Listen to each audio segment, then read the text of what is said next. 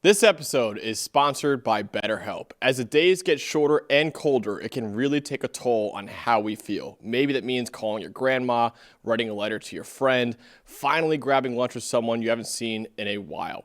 And just like reaching out to a friend, starting therapy can take a bit of courage. BetterHelp makes it easy to start therapy. You'll be matched with a licensed therapist based on your needs and preferences so you can focus on your growth and goals. Not happy with your match? You can switch therapists anytime with no hassle.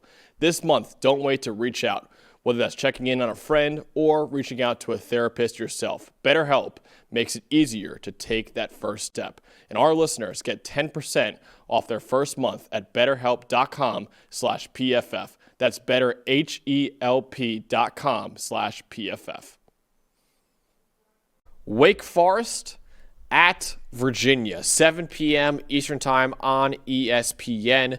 Can Virginia continue walking the tightrope right now? They have been one of the best stories in college football this year. The Cavaliers are off to an 8-1 start right now, their best 9-game start in 35 years for that program. In fact, Virginia had not won more than 6 games in a season since 2019, and their head coach, Tony Elliott, entered the year in the hot seat. He's on a ice throne right now, Tony Elliott, the way he's coaching this Virginia program right now. But 5 of Virginia's last 6 wins have been by one score, with 3 of them occurring in overtime. Virginia is also right now the only ACC team with an undefeated record in conference because their loss to NC State was considered an out-of-conference game due to some scheduling conflicts, not an in-conference game. So the Cavaliers looking to remain in first place in the ACC right now against Wake Forest, who is a pretty good team overall. Wake Forest is 5-3 on the year, and they've won 3 of their last 4 games. I think considering the expectations, you're right that both of these teams have surprised us a bit. And imagine a couple of close games that Wake Forest was in. You remember the overtime game against Georgia Tech that they almost won too. That would have changed the complexion of Georgia Tech's season as well. And then obviously Virginia sitting here at 8-1. Nobody on the planet would have guessed that. And that's the part you love too about this 12-team playoff now. And the part for as much of the Wild West as NIL and portal and all that is, boy, getting teams like Virginia in the spotlight is fun. So this is a really fun football game that certainly in the preseason you couldn't have picked that we'd be previewing this and not previewing Ohio State, Penn State last week. But this is the fun of college football. It gets turned upside down all the time. And you got 2 good football teams here. You have the Virginia offense against Wake Forest, a pretty good Wake Forest defense, ultimately, Dalton. What should we know on that side of the ball? Yeah, I think what you have here with Wake Forest is when you look overall at their pass rush numbers, and they got a really good group of edge rushers especially. You talk about somebody like a Langston Hardy for them off the edge. Newer Gotkoth, leading their team in pressures. You talk about Gabe Kershke. They got a good group of edge players especially, and a good pass rush that's in the top 15 to 20 of a lot of metrics. But when I watch their defense, especially in the games that they lost, that's really the variable to me. When they dominate in the pass rush and they can disrupt quarterbacks in the pocket, they win ball games, man. They have a 90 pass rush grade in their 5 wins with a 44% pressure rate. Go back and watch a couple weeks ago when they beat SMU 13-12, an ugly defensive game, but they had Kevin Jennings rattled. When you go and look at their losses last week against Florida State, the Georgia Tech game, they couldn't get enough pressure on Haynes King in the second half. They lost to NC State, CJ Bailey as well. Those 3 games, a 60 pass rush grade with just a 27% pressure rate. I think this defensive line and their ability to get to Chandler Morris is going to be the X factor in this game. We have seen in past games where, obviously Virginia is playing close games every week, but part of that has been, can their offensive line protect well enough, and how does Morris play under pressure? They were not great against North Carolina in a tight game a couple weeks ago. The Louisville game, they weren't great, but that's a loaded defensive line. Last week, though, against Cal, they had their best pass blocking grade in 5 years. So, I mean, this Virginia offensive line, Brady Wilson and those guys up front, they're going to be put to the test by what I think is, overall, yes, it's a very good Wake Forest pass rush, but it is the variable. And the fun part about them dominating SMU is SMU's offensive line is really good. They're 3rd in the nation in pass blocking grade. Virginia's up for the season overall is 69th. So I think we've talked about this kind of a lot this year with Virginia, where can you get pressure on Chandler Morris, and what's he going to do with the football once you get there, right? I think that's another big factor here. I think Wake Forest coverage unit and the zone coverage and things that they do to prevent explosive plays, I think they're really good on the back end. I actually do. The variable is if they're giving quarterbacks too much time. 5 wins, great pass rush. 3 losses, not there. That's going to be the difference in this game. I have really the same matchup on the other side of the ball, too, is can Wake Forest keep quarterback Robbie Ashford clean in this one? Robbie Ashford has struggled this year.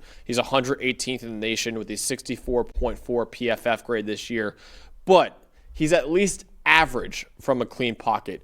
80.5 PFF grade when kept clean is 70th in the country right now, but he really panics when he's under pressure. Only a 29.5 PFF grade under pressure, the second worst mark in the Power 4 and the fifth worst mark among 163 quarterbacks in all of college football this year. Ashford, only a 37.5% adjusted completion rate when under pressure, which is the third worst mark in the entire country. Now, fortunately for him, Wake Forest offensive line has been really the best part of their entire offense this year. 27.3% pressure rate allowed. That's third in the ACC this year.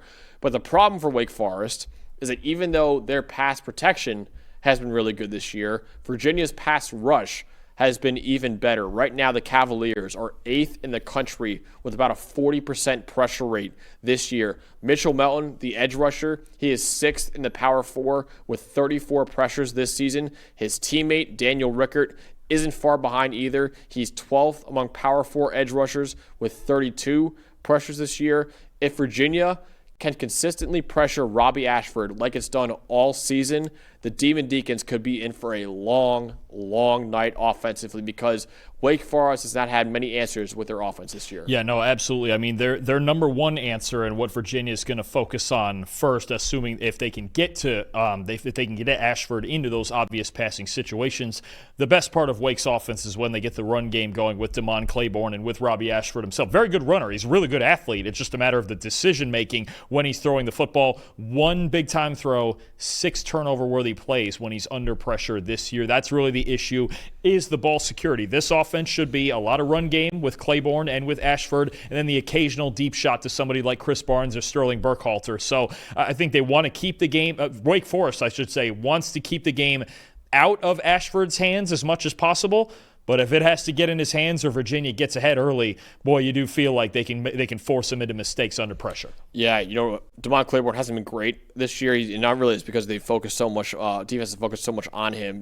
Last week against Florida State, only 14 carries for 27 yards for Damon Claiborne. And a big part of that, too, is, look, against a team like this, we've talked about it with certain style teams. Vanderbilt, even last week against Texas. If Virginia can find a way to get ahead, 2 scores, 10-0, 14-0 early, which is what it took Florida State a little bit longer to really pull away. But if you can get ahead of this team early and you make them a passing team, you're at a huge advantage if you're Virginia. Stopping the run on early downs and early in this football game for Virginia can put them in those great situations for their pass rush like you were talking about. So ultimately, Dalton, will Virginia continue to walk the tightrope, or will they finally fall off that tightrope and suffer their first in-conference loss to Wake Forest? Well, I can't pick them in a blowout because they just don't do that. Yeah. That's not their thing. Even last week, they won by 10, but it wasn't until a last-second pick 6, right, from Cam Alexander. So, I mean, I got to pick it to be a close game. The real suspense is whether we're going overtime or not. Last week, almost.